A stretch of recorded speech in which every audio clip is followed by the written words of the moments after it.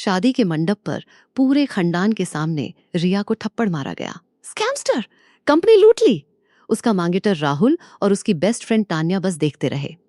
रिया जमीन पर गिरी, आंखों में आंसू। लेकिन वो दिन रिया का अंत नहीं, उसकी नई शुरुआत का पहला कदम था।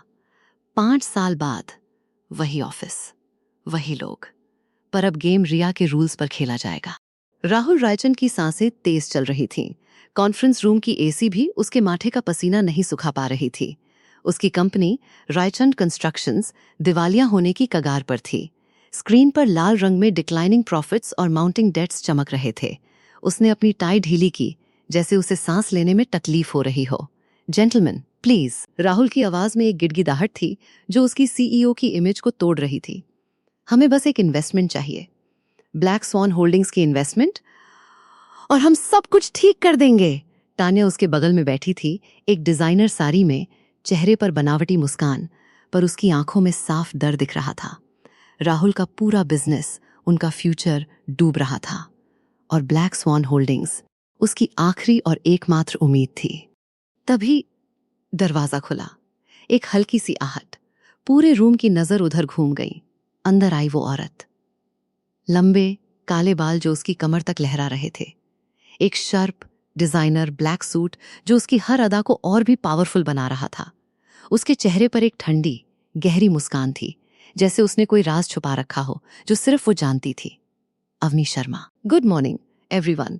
उसकी आवाज में एक कंट्रोल था, जैसे हर शब्द उसके हिसाब से निकला हो, हर सिलेबल को नाप तोल कर बोला गया हो।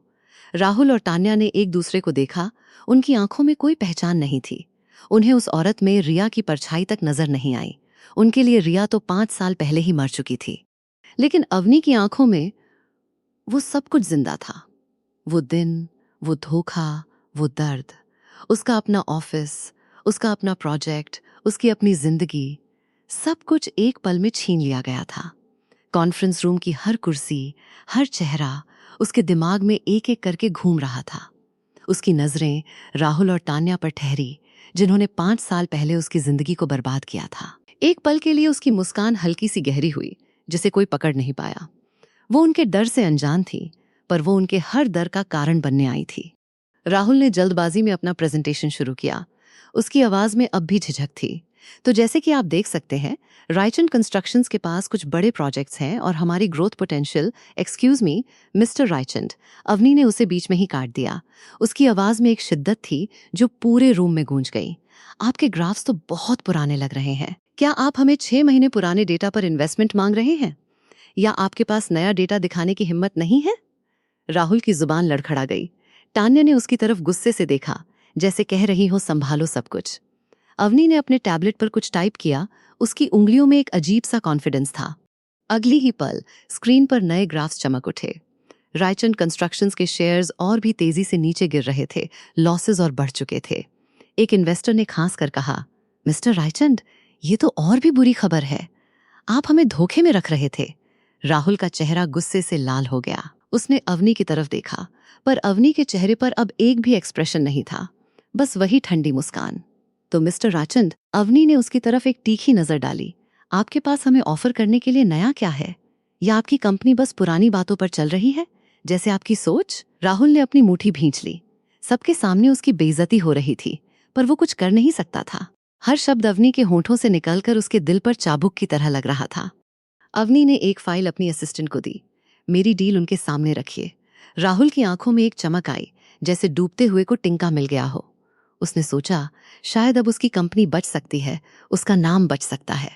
उसने घबराहट में फाइल खोली, और उसमें छुपी थी अवनी की शर्तें, जो राहुल के लिए एक आखिरी उम्मीद थी, पर उसमें एक गहरा जाल छुपा था। हर लाइन राहुल को अपनी जान के करीब लग रही थी, पर हर शब्द एक नया बंधन बना रहा था। उसकी नजर एक क्लॉज पर ठहरी, majority shares transfer to Black Swan Holdings. उसका हाथ कांप गया। ये तो उसकी कंपनी उसके हाथ से निकालने की शर्त थी। तान्या ने फाइल के पन्नों पर नजर डाली। उसके माथे पर बल पड़ गए, उसकी बनावटी मुस्कान गायब हो चुकी थी।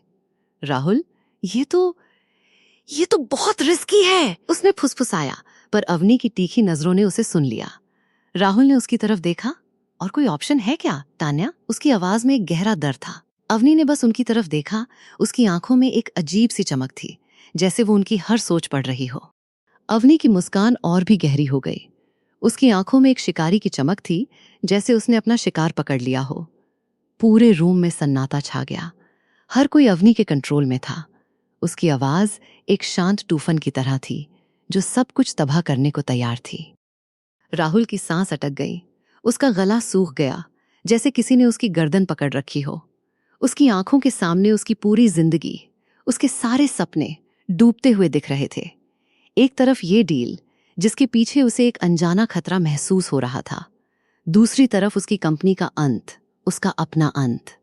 उसने अवनी की तरफ देखा। उसकी ठंडी आंखों में कोई रहम नहीं था। मिस शर्मा, राहुल ने मुश्किल से कहा, ये बहुत बहुत बड़ी शर्तें हैं। हमें कुछ वक्त चाहिए। अवनी ने धीरे से अपना सर हिलाया। वैसे तो मिस्टर रायचंद, आपके पास वक्त बिल्कुल नहीं है। उसने अपनी डिजाइनर वॉच की तरफ देखा। लेकिन मैं आपको सिर्फ 1 मिनट का वक्त देती हूँ। उसके बाद ये डील खत्म। और आपकी कंपनी भी। राहुल ने घबराहट में टान्या की तरफ देखा। उसकी आंखों में मदद की भूख थी, पर टान्या खुद डर के मारे जमी हुई थी। राहुल ने एक गहरी सांस ली। उसके हाथ कांप रहे थे। उसके दिमाग में तेजी से सब कुछ घूम रहा था। उसकी बर्बादी के दृश्य। राहुल की नजर अवनी की उस ठंडी, जीत की मुस्कान पर टिकी थी। उसे लगा जैसे वो अवनी की आंखों में अपनी बर्बादी साफ साफ देख सकता है। पर उसके पास कोई और रास्ता नहीं था। उसने फोन उठाया और घबराहट में अपनी कंपनी के सीएफओ को कॉल किया। मुझे ये डील मंजूर है। राहुल की आवाज में एक हार थी, एक मजबूरी थी। अवनी शर्मा की आंखों में चमक थी। उसकी जीत की शुरुआत हो चुकी थी। पार्ट 2 मिस मत करना। सब्सक्राइब कर लो अभी।